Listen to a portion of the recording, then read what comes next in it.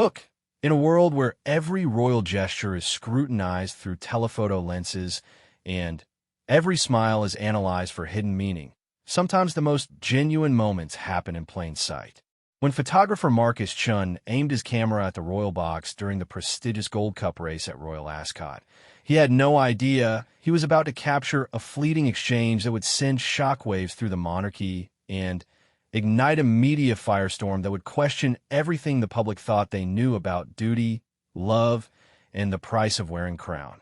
The morning sun cast long shadows across the manicured grounds of Ascot Racecourse as photographers and journalists from around the world positioned themselves strategically along the parade ring. Marcus Chun adjusted his telephoto lens for the third time, wiping perspiration from his brow despite the cool June breeze. As a royal correspondent for the International Herald, he had covered dozens of these events, but something felt different about today. Perhaps it was the unusual buzz among his colleagues, or maybe it was the way palace officials seemed more tense than usual, their earpieces crackling with constant communication. Prince Alexander Edward James, third in line to the throne of the Kingdom of Valdoria, had always been the reluctant royal. At 32, he possessed the kind of effortless charm that made him a favorite among the public. Yet those who knew him well understood the weight of expectation that pressed down upon his broad shoulders like an invisible crown. His marriage to Princess Isabella 5 years earlier had been hailed as a fairy tale romance, a union that perfectly balanced duty with what appeared to be genuine affection. The daughter of a prominent diplomatic family, Isabella had seamlessly transitioned into royal life, becoming a patron of numerous charities and earning praise for her grace under the relentless scrutiny of public life. But fairy tales, Marcus had learned through years of covering the royal family, were often more complex than they appeared in carefully orchestrated public appearances. Recent months had seen subtle changes in the couple's dynamic during official engagements. Where once their interactions had seemed natural and warm, there was now a certain formality, a practiced distance that spoke of private struggles hidden behind public smiles. The royal procession began precisely at 2 o'clock, with horse-drawn carriages making their traditional journey down the course toward the royal enclosure. Alexander and Isabella rode in the second carriage, their children having remained at the palace for this particular event. From his position near the winner's circle, Marcus watched through his viewfinder as the couple maintained their public personas. Isabella, resplendent in a powder blue ensemble with a matching fascinator, waved graciously to the crowds. Alexander, immaculate in his morning coat and top hat, acknowledged the cheers with the practiced ease of someone born to such moments. Yet even from a distance, Marcus could sense something different. There was a stiffness in Alexander's posture, a slight tension around his eyes that the practiced royal photographer and Marcus recognized as signs of underlying stress. Isabella's smile, while radiant for the cameras, seemed to falter in the brief moments between waves, her gaze drifting towards something beyond the crowds. As the carriages reached the royal enclosure, Marcus repositioned himself among the cluster of photographers permitted in the designated press area. The annual Gold Cup race was Ascot's centerpiece, and the royal family's attendance was a tradition stretching back over 2 centuries. But traditions, Marcus reflected as he checked his camera settings, sometimes became burdens rather than celebrations. The next hour unfolded with the familiar rhythm of royal protocol. Alexander and Isabella made their rounds through the royal box, greeting dignitaries and guests with the practiced warmth that had been drilled into them since childhood. They posed for the requisite photographs, their body language carefully managed to project unity and happiness. Isabella laughed at the appropriate moments, her hand occasionally touching Alexander's arm in gestures that appeared affectionate to observers, but felt rehearsed to Marcus's trained eye.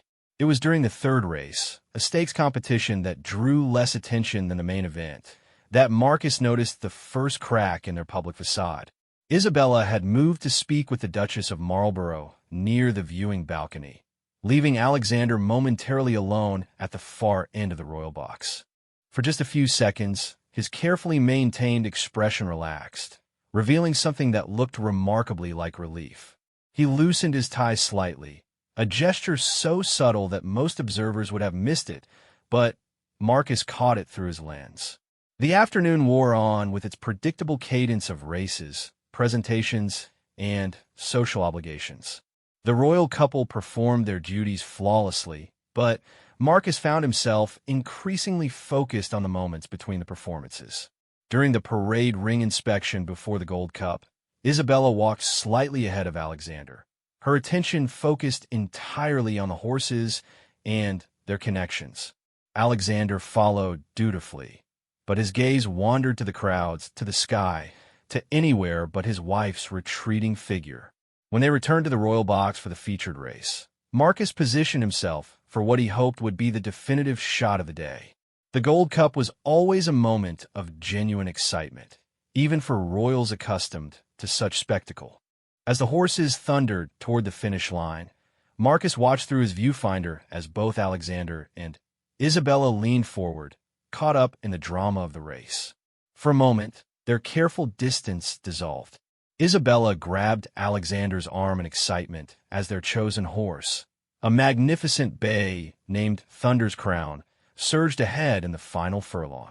Alexander's hand covered hers instinctively, and for perhaps 10 seconds, they looked like the couple the public remembered from their early years together. The genuine smile that spread across Isabella's face transformed her from dutiful princess to the spirited woman Alexander had fallen in love with 7 years earlier. But as quickly as the moment appeared, it vanished. As Thunder's Crown crossed the finish line victorious, Isabella seemed to remember where they were, who was watching. She withdrew her hand with a polite smile, stepping back into her carefully measured space. Alexander's own smile faded as he straightened his tie and prepared to descend to the winner's circle for the presentation ceremony. Marcus lowered his camera, reviewing the images he had captured during those brief seconds. Even on the small LCD screen, he could see something in their expressions, a glimpse of what existed beneath the royal veneer. It was the kind of moment that told a story beyond the official narrative, the type of image that could launch 1,000 interpretations and just as many headlines. As the afternoon drew to a close and the royal couple prepared for their departure, Marcus found himself contemplating the weight of the images stored on his camera's memory card. In an age where every royal gesture was analyzed and dissected, where privacy had become a luxury that even princes and princesses could rarely afford, he held what might be evidence of cracks in a carefully constructed facade. The question was whether the world was ready for that truth and whether he was prepared to be the one to reveal it. The shadows were growing longer across Ascot's pristine grounds as Marcus packed his equipment. The days were complete, but its implications only beginning to unfold. The newsroom of the International Herald buzzed with its usual controlled chaos as Marcus uploaded the day's photographs to the editorial server. It was nearly midnight, but deadlines waited for no one, and tomorrow's edition would need to capture the essence of Royal Ascot's most prestigious day. His editor, Sarah Chun, a sharp-eyed woman who had built her reputation on understanding both the public's appetite for royal news and the delicate balance required in covering it responsibly, reviewed the images on her monitor with practiced efficiency. Most of the photographs told the expected story. Alexander and Isabella performing their ceremonial duties with practiced grace, the pageantry of the Gold Cup presentation, the traditional elegance that made Ascot a cornerstone of the social calendar. But as Sarah scrolled through the sequence from the final race, she paused, her fingers hovering over the keyboard. There, captured in a series of rapid-fire shots, was something that made her lean closer to the screen. The images showed the progression of that brief moment when Thunder's Crown surged toward victory. In the first frame, Alexander and Isabella stood with their characteristic careful distance, both focused on the race but separate in their attention. The second image caught Isabella's instinctive reach for Alexander's arm as excitement overcame protocol. The third showed Alexander's hand covering hers, their faces transformed by genuine emotion and shared excitement. But it was the fourth image that made Sarah's breath catch. As the horses crossed the finish line and the crowd erupted in celebration, both Alexander and Isabella had turned toward each other rather than toward the track. For a split second, they were looking at each other with expressions that spoke of recognition, of seeing something familiar and cherished that had perhaps been lost in the formality of their public roles. Alexander's hand was still on Isabella's, but now their fingers were intertwined, and the distance that had characterized their recent public appearances had completely disappeared. The fifth and final frame in the sequence captured the moment's end. Isabella, seemingly remembering their public setting, was already beginning to withdraw her hand. Alexander's expression was shifting from joy to something more complex, a mixture of loss and resignation that spoke volumes about the constraints of their position. Marcus appeared at Sarah's shoulder, 2 cups of coffee in hand. He had been a royal correspondent for 8 years, long enough to understand the nuances of what he captured through his lens and the potential implications of publishing certain images. As he settled into the chair beside Sarah's desk, she gestured toward the sequence displayed on her monitor. The conversation that followed was one that occurred in newsrooms around the world whenever journalists found themselves in possession of images that revealed more than their subjects might have intended. The photographs were undeniably newsworthy, capturing what appeared to be a genuine moment of connection between 2 people whose marriage had been the subject of increasing speculation in recent months. Yet they also represented a private moment, albeit one that had occurred in full view of thousands of spectators and dozens of cameras. Sarah pulled up the palace's official schedule for the coming weeks, noting several joint engagements that would provide opportunities to observe Alexander and Isabella's public dynamic. There were also rumors, carefully unconfirmed but persistent, about tensions within the royal household regarding future responsibilities and the couple's apparent reluctance to take on certain ceremonial roles. Meanwhile, in the private apartments of Kensington Palace, Alexander sat in his study, still wearing his formal attire from Ascot, but with his tie loosened and his collar unbuttoned. The room reflected his personality in ways that his public appearances never could. Books on history and environmental conservation filled the shelves, interspersed with photographs from his charity work and personal travels. A half-finished painting sat on an easel in the corner, evidence of a hobby that provided escape from the constant scrutiny of public life. Isabella found him there as the clock struck 1 in the morning. She had changed from her formal attire into comfortable clothes, her hair released from its carefully arranged style. The transformation from public princess to private person was striking, revealing the woman who had first captured Alexander's attention during a diplomatic reception 7 years earlier. She carried 2 cups of tea, a gesture that spoke to the domestic intimacy that still existed between them despite the growing public distance. They sat in comfortable silence for several minutes, both processing the day's events and the rare moment of genuine connection they had shared during the Gold Cup race. It had been months since they had experienced that kind of spontaneous unity, and both were acutely aware of how natural it had felt and how quickly it had been constrained by their awareness of public scrutiny. Alexander spoke first, his voice carrying the weight of unspoken concerns.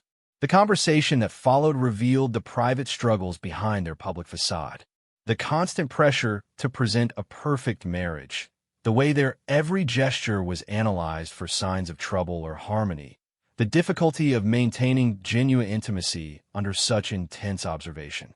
Isabella described her growing sense of isolation, the way her individual identity had become subsumed into her role as Alexander's wife and future queen consort. They discussed the children, currently asleep upstairs, and their determination to provide them with as normal a childhood as possible despite the circumstances of their birth. Both Alexander and Isabella had grown up under public scrutiny, but the intensity of media attention had increased dramatically in the digital age. Every photograph could be instantly shared around the world, every gesture analyzed and reanalyzed through countless interpretations. As they talked, both began to acknowledge something they had been avoiding for months. The formal distance they had maintained in public had begun to affect their private relationship as well. The constant performance of royalty had created genuine barriers between them, and the spontaneous moment of connection during the race had reminded them both of what they were losing in their effort to protect their privacy and maintain their dignity under public pressure. Isabella mentioned something that had been troubling her for weeks. She had noticed changes in how palace staff interacted with them, subtle signs that suggested their marriage was being discussed and evaluated at the highest levels of the royal establishment. There were conversations that stopped when she entered rooms, meaningful glances exchanged between senior courtiers, and an increasing emphasis on their public appearances together that felt more like damage control than celebration. Alexander confirmed her suspicions, revealing that he had been approached discreetly by senior advisors about the importance of presenting a united front during upcoming state visits and ceremonial occasions. The conversations had been couched in terms of duty and service, but the underlying message was clear. Any signs of marital discord would be seen as a threat to the stability and reputation of the monarchy itself. As dawn began to break over London, filtering through the tall windows of Alexander's study, both he and Isabella realized they were facing a choice. They could continue to maintain the careful distance that protected them from speculation while slowly allowing it to erode the foundation of their relationship. Or they could find a way to reclaim the authenticity that had drawn them together while navigating the impossible demands of their public roles. The decision would prove to be more complex than either of them could have imagined, particularly as photographs from Royal Ascot began to circulate in newsrooms around the world, each telling a story that would force them to confront not only their private struggles, but their public responsibilities as well. 3 weeks after Royal Ascot, the carefully constructed world of Prince Alexander and Princess Isabella began to shift in ways that would challenge everything they thought they understood about duty, privacy, and the price of authentic love in the public eye. The photographs from that day had taken on a life of their own, circulating through media channels and social platforms with interpretations ranging from celebration of a renewed romance to speculation about cracks in the royal marriage. Marcus Chun stood in the editorial conference room of the International Herald, surrounded by blown-up prints of his Ascot photographs. The images had sparked intense debate within the newsroom and across the media landscape. Some saw them as evidence of genuine affection between Alexander and Isabella, a welcome glimpse of humanity within the formal constraints of royal protocol. Others interpreted the sequence differently, suggesting that the moment of connection highlighted the artificial distance that characterized their other interactions. Sarah Chan addressed the room with the gravity that came from years of navigating the delicate balance between public interest and personal privacy. The newspaper had received several calls from palace representatives, not demanding that the photographs be suppressed, but requesting context and consideration in their publication. It was a diplomatic dance that both sides understood, an acknowledgement that while the images were newsworthy, their interpretation could have far-reaching consequences. The decision to publish had not been taken lightly. The Herald had ultimately chosen to run a carefully crafted story that focused on the genuine joy both Alexander and Isabella had shown during the race itself, framing their moment of connection as evidence of their shared enthusiasm for the sport rather than commentary on their marriage. It was a responsible approach that satisfied the public's interest while respecting the couple's privacy, but it couldn't prevent other outlets from drawing their own conclusions. Meanwhile, Alexander found himself in an unprecedented situation. For the first time in his adult life, he was being approached by palace advisors not with demands for more formal appearances, but with suggestions that he and Isabella might benefit from more relaxed, informal public engagements. The photographs had generated largely positive public response, with many expressing delight at seeing the royal couple display such natural affection. The palace's communications team, always sensitive to public opinion, had recognized an opportunity to reshape the narrative around Alexander and Isabella's marriage. Isabella was initially skeptical of the suggestions. Years of careful protocol had conditioned her to view any deviation from established procedures as potentially dangerous. The idea of deliberately allowing more spontaneous moments during public appearances felt like inviting chaos into an already complex situation. But as she discussed the possibilities with Alexander, both began to see potential benefits in finding ways to be more authentically themselves while fulfilling their public duties. Their first test came during a charity gala for one of Isabella's patronages, an organization dedicated to supporting educational opportunities for disadvantaged children.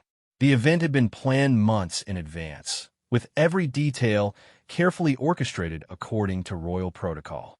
But encouraged by their advisors and emboldened by the positive response to the Ascot photographs, Alexander and Isabella made small but significant changes to their approach. Instead of maintaining their usual formal distance during the evening's program, they allowed themselves to react more naturally to the presentations and performances. When a group of children from the charity performed a song they had written themselves, Isabella's genuine delight was visible to everyone in the room. Alexander, typically more reserved during such events, found himself laughing openly at the children's enthusiasm and even joining in during an impromptu encore. The photographers present captured these moments, but unlike the careful staging that characterized most royal events, these images showed genuine emotion and spontaneous joy. When the couple left the gala, they did so hand in hand, a simple gesture that felt revolutionary after months of careful separation. The public response was immediate and overwhelmingly positive. Social media erupted with approval for the royal couple's more relaxed approach, with many expressing relief that they seemed comfortable showing affection for each other in public. The traditional media coverage was equally positive, with several commentators noting that the evening had reminded them why Alexander and Isabella had been such a popular couple during their early years together. But perhaps more importantly, the evening had reminded Alexander and Isabella themselves why they had fallen in love. Away from the sterile formality that had characterized their recent public appearances, they had rediscovered the ease and compatibility that had drawn them together. The shared laughter during the children's performance, the natural way Isabella had reached for Alexander's hand during the final presentation, the comfortable silence they had maintained during the drive home, all of it felt like a return to something essential that they had almost lost. The weeks that followed brought a gradual but noticeable change in their public dynamic. While they maintained the dignity and respect that their positions required, they also allowed glimpses of their genuine relationship to show through. Isabella's hand might rest on Alexander's arm during a ceremonial ribbon cutting, or Alexander might lean slightly closer to hear Isabella's comment during a formal dinner. These were small gestures, barely noticeable to casual observers, but they represented a significant shift in how the couple approached their public roles. The change was noticed not only by the public and media, but by their children as well. During a family appearance at a local festival, their eldest daughter commented that her parents seemed happier, more like the people she knew at home.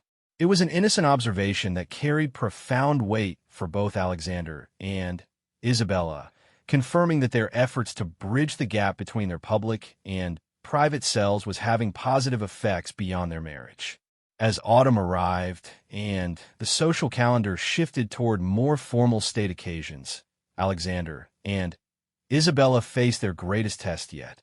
A state visit from a president of France would require them to host elaborate formal dinners, participate in ceremonial events, and maintain the highest standards of diplomatic protocol. It was exactly the type of occasion that had previously demanded their most careful and distant public behavior. But this time, they approached it differently. While never compromising the dignity required by such occasions, they found ways to include small, authentic moments. During the state banquet, Isabella's genuine laughter at one of the president's stories created a warmth that elevated the entire evening. Alexander's spontaneous decision to share a personal anecdote about French-British friendship felt natural rather than scripted. The visit was hailed as one of the most successful in recent memory, praised for its combination of proper ceremony and genuine warmth. More importantly for Alexander and Isabella, It proved that they could fulfill their most demanding public duties while remaining true to themselves and their relationship.